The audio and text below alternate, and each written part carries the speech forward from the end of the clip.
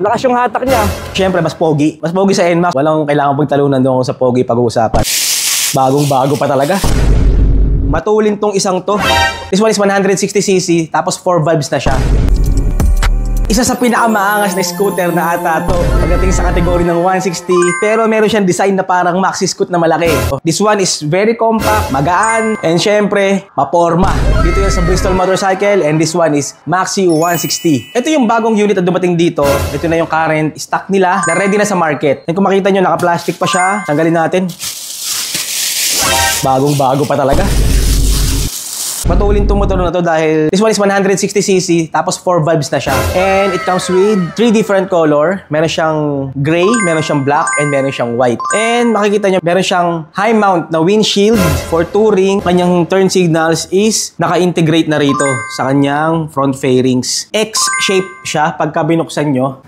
Two-tone siya na matte and gloss combination, pero magkaiba ng texture. Front fender, para siyang sandblast na black textured. Ito naman is matte black o parang satin black. Traction control system, TCS. Dual channel ABS with traction control system. 6-spoke mugs. And meron siyang tire size na 110, 70, 13 sa harap. Kasing size niya yung sa mga NMAX. Sa windshield, hindi siya adjustable. Dual panel, ayan. Which is, dito sa taas, makikita mo yung fuel gauge niya and yung speedometer together with total odometer. Then dito naman sa baba is yung kanyang RPM. Yun, makita nyo umangat, di ba? So yan yung kanyang RPM. Na pag nag-rev ako,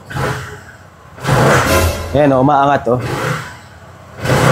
Time niya, traction control, check engine na indicator, park light, ABS, turn signals, Bristol na maliit na emblem. So, meron siyang dalawang remote sensor, then meron din siyang dalawang physical key or manual key. Na ang use nito, pag nalobat yung sensor, itong kanyang ignition, pwede mong ibaba itong middle part. Ayan o, kung makakapa mo, pwede mong baba yan, tapos ipapasok mo ngayon dyan yung susi.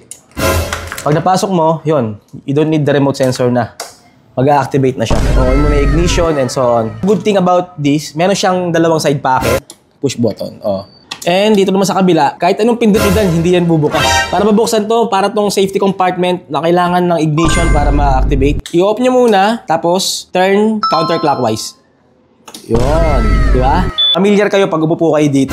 Dahil yung riding position niya is parang nakaupo ka sa parang NMAX na mas malapit ng konti yung manibela. Pero syempre mas pogi. Mas pogi sa NMAX. Walang kailangan pagtalunan doon sa pogi pag-uusapan.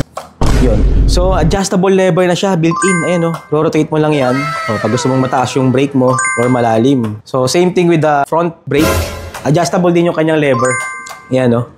Footboard, very spacious, kasya. Kahit na malaki yung paa mo, mahaba yung paa mo. Extender. Inner fairings, matte in color. Magiging glossy lang siya pagdating sa side panel ng kanyang fairings. May naka-emboss naman na Maxi 160. Two-toned leather material na ginamit. Isang, ito medyo magaspang. Tapos, parang sandpaper na leather. Maganda siya, hindi siya madulas. And pagdating naman sa lightings niya, all are LEDs. Napakaangas. Very futuristic yung design niya, ng kanyang tail light. Then, naka-integrate na rin yung kanyang signal light. Yan. So, wala ka na makikitang mga naka-mount separately na turn signals. Ayan yung kanyang brake light. Diba? Liwanag. Meron siyang suspension na may canister. Pero nasa baba yung baso.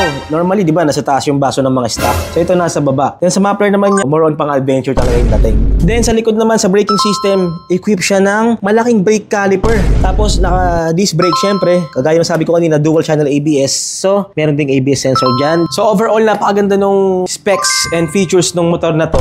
Very basic lang, pero nalamangan niya yung ibang bike or ibang scooter sa category. And let's talk about price. Currently, naka-release na siya sa market and ang SRP nito is 148,800 pesos. Pero sa mga mag-a-avail ngayon, naka-promo siya ng less 10,000 pesos. So, 138,800 pesos. Dito yan sa Bristol Motorcycle Caloocan branch. Abangan nyo kasi soon, magkakaroon tayo ng ride with Bristol Elite using this scooter. And syempre kasama yung mga ibang lineup ng scooter nila like Invictus and yung ADX.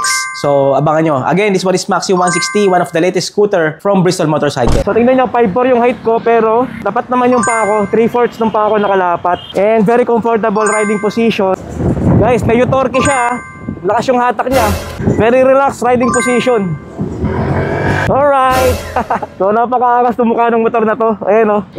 So, again, dito yung sa Bristol Caloocan. This one is Maxi 160 from Bristol Motorcycle. Let's go.